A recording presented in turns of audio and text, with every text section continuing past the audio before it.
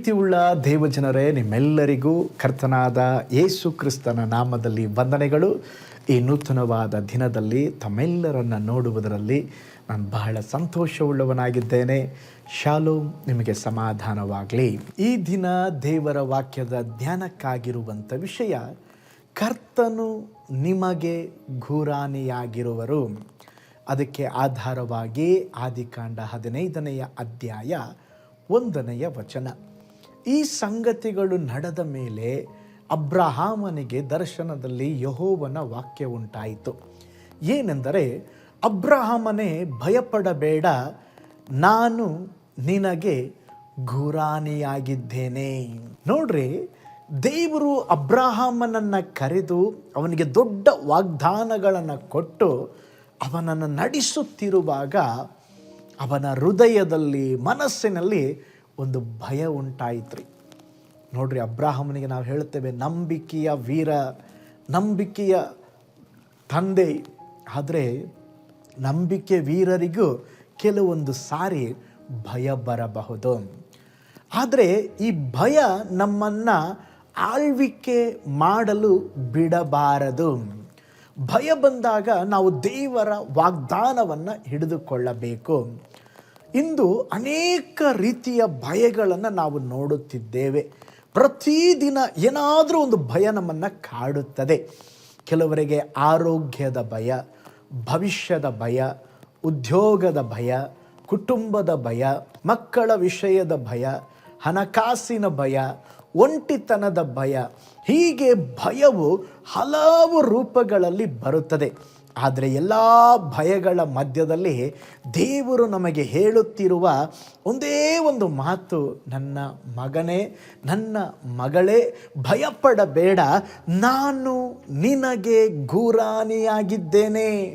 ಈ ಗುರಾಣಿ ಅಂದರೆ ಯುದ್ಧದಲ್ಲಿ ಶತ್ರುವಿನ ದಾಳಿಯಿಂದ ಒಂದು ಸಂರಕ್ಷಿಸುವಂಥ ಸಾಧನ.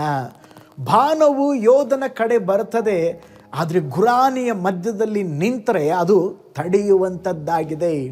ಹಾಗೆ ದೇವರು ನಮ್ಮ ಜೀವನದ ಮುಂದೆ ಗುರಾಣಿಯಾಗಿ ನಿಲ್ಲುತ್ತಾರಂತೆ. ಅದರ ಅರ್ಥ, ನಿನಗೆ ಹೋರಾಟ ಇರುವುದಿಲ್ಲ, ಯಾವ ಬಾಣಗಳು ಬರೋದಿಲ್ಲ, ವಿರೋಧಗಳು ಬರೋದಿಲ್ಲ ಅಲ್ಲ. ಅನೇಕ ಕಾರ್ಯಗಳು ಬರಬಹುದು, ಕಷ್ಟಗಳು ಬರಬಹುದು, ನಷ್ಟಗಳು ಬರಬಹುದು, ವಿರೋಧಿಗಳು ಬರಬಹುದು, ವಿರೋಧಿಯ ಬಾಣಗಳು ನಮ್ಮ ವಿರುದ್ಧವಾಗಿ ಎಸೆಯಬಹುದು. ಆದರೆ ದೇವರು ಗುರಾಣಿಯಾಗಿದ್ದರೆ ಯಾವುದು ನಮ್ಮನ್ನು, ಯಾವ ಕೇಡು ನಮ್ಮನ್ನು ಮುಟ್ಟಲಿಕ್ಕೆ ಸಾಧ್ಯವಿಲ್ಲ. ಶಿಷ್ಯರ ಜೀವಿತದಲ್ಲಿ ಒಂದು ರಾತ್ರಿ ದೊಡ್ಡ ಬಿರುಗಾಳಿ ಬಂತ್ರಿ. ದೋಣಿಯಲ್ಲಿ ಪ್ರಯಾಣಿಸುತ್ತಿದ್ದಾಗ ಬಲವಾಗಿ ಗಾಳಿ ಬೀಸಿತು. ಸಮುದ್ರ ಅಲ್ಲೋಲ ಕಲ್ಲೋಲವಾಯಿತು. ಅವರು ಭಯದಿಂದ ತುಂಬಿದರು. ಅಂಥ ಸಮಯದಲ್ಲಿ ಯೇಸು ಸ್ವಾಮಿ ಸಮುದ್ರದ ಮೇಲೆ ನಡೆದು ಬರುತ್ತಿರುವಾಗ ಅವರು ತಿಳ್ಕೊಂಡ್ರು, ಇನ್ನೂ ಯಾವುದೋ ಒಂದು ದೆವ್ವ ಬರುತ್ತಿದೆ ಎಂಬುದಾಗಿ, ಭೂತ ಭೂತ ಎಂಬುದಾಗಿ ಕೂಗಿದ್ರು. ಇನ್ನೂ ಮತ್ತಷ್ಟು ಭಯಪಟ್ಟರು. ದೇವರು ಹೇಳಿದ್ರು, ಹೇಯ್, ಭಯಪಡಬೇಡ್ರಿ, ನಾನೇ, ಧೈರ್ಯವಾಗಿರ್ರಿ. ಪ್ರೀತಿಯುಳ್ಳ ದೇವಜನರೇ, ನಿಮ್ಮ ಪ್ರಯಾಣದ ಮಧ್ಯದಲ್ಲಿ ಕೂಡ, ನಿಮ್ಮ ಜೀವಿತದಲ್ಲಿ ಕೂಡ ಬಿರುಗಾಳಿ ಬಂದಿರಬಹುದು, ಉದ್ಯೋಗದಲ್ಲಿ ಸಮಸ್ಯೆಗಳು ಬಂದಿರಬಹುದು, ಸಾಲದ ತೊಂದರೆ ಅನುಭವಿಸುತ್ತಿರಬಹುದು, ಆರೋಗ್ಯದ ಒಂದು ಸವಾಲು ಎದುರಿಸುತ್ತಿರಬಹುದು, ಸಂಬಂಧಗಳಲ್ಲಿ ನೋವು, ಅರ್ಥವಾಗದ ಪರಿಸ್ಥಿತಿ ಇರಬಹುದು. ಆದರೆ ದೇವರು ಹೇಳುತ್ತಿದ್ದಾರೆ, ಭಯಪಡಬೇಡ್ರಿ, ನಾನು ನಿಮ್ಮ ಜೊತೆ ಇದ್ದೇನೆ, ಎಲ್ಲವೂ ಸರಿಯಾಗ್ತದೆ. ಬಿರುಗಾಳಿ ದೊಡ್ಡದಾಗಿರಬಹುದು, ಆದರೆ ಬಿರುಗಾಳಿಗಿಂತ ನನ್ನ ಯೇಸು ಇನ್ನೂ ಬಲು ದೊಡ್ಡವರು. ಭಯ ಬಂದಾಗ ನಾವೇನು ಮಾಡಬೇಕು? ದಾವೀದನು ಕೀರ್ತನೆ 56:3ನೇ ವಚನದಲ್ಲಿ ಹೀಗೆ ಹೇಳುತ್ತಾನೆ, ನನಗೆ ಹೆದರಿಕೆ ಉಂಟಾದಾಗ ನಿನ್ನನ್ನೇ ಆಶ್ರಯಿಸಿಕೊಳ್ಳುವೆನು. ನಿಮ್ಮ ಜೀವಿತದಲ್ಲಿ ಭಯ ಬಂದಾಗ ನೀವು ಯಾರನ್ನು ಆಶ್ರಯಿಸಿಕೊಳ್ಬೇಕ್ರಿ? ದೇವರನ್ನು ಆಶ್ರಯಿಸಿಕೊಳ್ಳ್ರಿ. ಇದುವೇ ನಂಬಿಕೆಯ ಜೀವನ. ಭಯ ಬಂದಾಗ ಅದನ್ನು ಮರೆ ಮಾಡುವುದಲ್ಲ, ಅದನ್ನು ದೇವರ ಮುಂದೆ ತಕ್ಕೊಂಡು ಬನ್ರಿ. ಕರ್ತನೇ, ನನಗೆ ಭಯವಾಗುತ್ತಿದೆ, ಆದರೆ ನಿನ್ನ ವಾಗ್ದಾನವನ್ನು ನಾನು ನಂಬುತ್ತೇನೆ. ಇದನ್ನು ಹೇಗೆ ಎದುರಿಸುವುದು ನನಗೆ ಗೊತ್ತಿಲ್ಲ, ದಯವಿಟ್ಟು ನನಗೆ ಸಹಾಯ ಮಾಡ್ರಿ ಎಂಬುದಾಗಿ ಕೇಳಿಕೊಂಡು ಹೆಜ್ಜೆ ಇಟ್ಟು ನೋಡ್ರಿ, ದೇವರು ನಿಮ್ಮ ಜೀವಿತದಲ್ಲಿ ಒಂದು ದೊಡ್ಡ ಬ್ರೇಕ್ ಥ್ರೂ ಅನ್ನು ಕೊಡುತ್ತಾರೆ. ಭಯಕ್ಕೆ ದೊಡ್ಡ ಉತ್ತರ ಏನಂದರೆ ಪ್ರಾರ್ಥನೆ. ಭಯದ ಸುದ್ದಿಯನ್ನು ಕೇಳುವಾಗ ಆಗಾಗ ದೇವರ ವಚನ ಹೋದ್ರಿ, ದೇವರ ವಾಕ್ಯವನ್ನು ಕೇಳ್ರಿ. ಏಕೆಂದರೆ ದೇವರ ವಾಕ್ಯವೇ ನಮ್ಮ ಭಯವನ್ನು ಹೋಗಲಾಡಿಸುವಂಥದ್ದು. ಪ್ರೀತಿಯುಳ್ಳ ದೇವ ಜನರೇ, ಕರ್ತನು ನಿಮ್ಮ ಜೀವಿತದಲ್ಲಿ ಅದು ಯಾವುದೇ ಭಯ ಇರಲಿ, ಆ ಎಲ್ಲ ಭಯಗಳನ್ನು ದೇವರು ತೆಗೆದು ಹಾಕಲಿಕ್ಕಿದ್ದಾರೆ. ಇದುವರೆಗೂ ನಿಮ್ಮನ್ನು ನಡೆಸಿದಂಥ ಎಬಿನೇಜರ್ ಅವರು ನಿಮ್ಮನ್ನು ಕೈ ಬಿಡೋದೇ ಇಲ್ಲ, ಕರ ಹಿಡಿದು ನಡೆಸುತ್ತಾರೆ.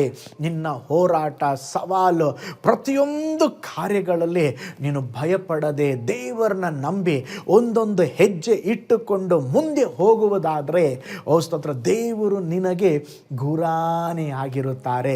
ಆದುದರಿಂದ ಪ್ರೀತಿಯುಳ್ಳ ದೇವ ಜನರೇ, ಭಯಪಡಬೇಡ್ರಿ. ದೇವರು ನಿಮ್ಮನ್ನು ಕಾಪಾಡಿ ನಡೆಸಲಿಕ್ಕಿದ್ದಾರೆ. ದೇವರನ್ನು ಗಟ್ಟಿಯಾಗಿ ಹಿಡಿದುಕೊಳ್ಳ್ರಿ. ಪ್ರಾರ್ಥನೆ ಮಾಡಿಕೊಳ್ಳೋಣ. ಪರಲೋಕದಲ್ಲಿ ವಾಸ ಮಾಡುವ ನಮ್ಮ ತಂದೆಯಾದ ದೇವರೇ, ನೀವು ಒಳ್ಳೆಯ ದೇವರು. ನಮ್ಮ ಜೀವಿತದಲ್ಲಿ ಅನೇಕ ಭಯಗಳನ್ನು ನಾವು ಎದುರುಗೊಳ್ಳುತ್ತಿದ್ದೇವಪ್ಪ. ಆದರೆ ಆ ಭಯದ ಸಂದರ್ಭದಲ್ಲಿ ನೀವು ನಮಗೆ ಗುರಾಣಿಯಾಗಿದ್ದೀರಾ. ಅಬ್ರಾಹ್ಮನಿಗೆ ನೀವು ಹೇಳಿದಂತೆ, ಭಯಪಡಬೇಡ, ನಾನು ನಿನಗೆ ಗುರಾಣಿಯಾಗಿದ್ದೇನೆಂಬುದಾಗಿ. ಹೌದಪ್ಪ, ನೀವೇ ನಮಗೆ ಗುರಾಣಿಯಾಗಿದ್ದು ನಮ್ಮ ಕರ ಹಿಡಿದು ನಡೆಸ್ರಿ. ಪ್ರತಿಯೊಂದು ಕಾರ್ಯಗಳಲ್ಲಿ ನಮಗೆ ಜಯವನ್ನು, ಒಂದು ಬಿಡುಗಡೆಯನ್ನು, ಒಂದು ಅದ್ಭುತವನ್ನು ನಮ್ಮ ಜೀವಿತದಲ್ಲಿ ಮಾಡ್ರಿ. ದೇವರೇ, ಈ ವಿಡಿಯೋನ ವಾಚ್ ಮಾಡುತ್ತಿರುವ ಎಲ್ಲ ದೇವ ಜನರಿಗಾಗಿ ನಾವು ಪ್ರಾರ್ಥಿಸ್ತೇವೆ. ಅವರನ್ನು ಕಾಡಿಸುವ, ಪೀಡಿಸುವ ಸಕಲ ಭಯಗಳು ಅವರನ್ನು ಬಿಟ್ಟು ನೀಗಿ ಹೋಗಲಿ, ಒಂದು ಅದ್ಭುತ ನಡೆಯಲಿ. ನಮ್ಮ ಪ್ರಾರ್ಥನೆ ಕೇಳಿದ್ದಕ್ಕಾಗಿ ಸ್ತೋತ್ರ, ಯೇಸುವಿನ ಹೆಸರಿನಲ್ಲಿ ತಂದೆಯೇ, ಆಮೇನ್.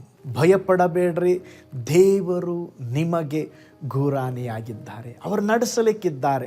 ನಿಮ್ಮ ಜೀವನ ದೇವರ ಕೈಯಲ್ಲಿದೆ, ನಿಮ್ಮ ಭವಿಷ್ಯ ದೇವರ ಕೈಯಲ್ಲಿದೆ. ಒಂದು ಕಾಲಕ್ಕೂ ಭಯಪಡದೆ ದೇವರನ್ನ ಗಟ್ಟಿಯಾಗಿ ಹಿಡಿದುಕೊಂಡು ಮುಂದುವರಿಯಿರಿ.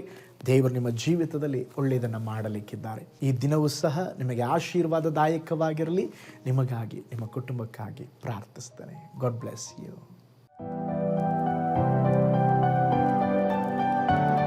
ಕರ್ತನಲ್ಲಿ ಪ್ರಿಯರೇ, ಈ ಸಂದೇಶ ಮತ್ತು ಪ್ರಾರ್ಥನೆ ನಿಮಗೆ ಆಶೀರ್ವಾದಕರವಾಗಿದ್ದರೆ, ದೇವರು ನಿಮ್ಮನ್ನು ಪ್ರೇರೇಪಿಸಿದರೆ, ನಂಬಿಕೆಯಿಂದ ಸಾಗುವ ಈ ಸೇವೆಗೆ ನಿಮ್ಮ ಅಮೂಲ್ಯವಾದ ಕಾಣಿಕೆಯನ್ನು ಬಿತ್ತಿರಿ.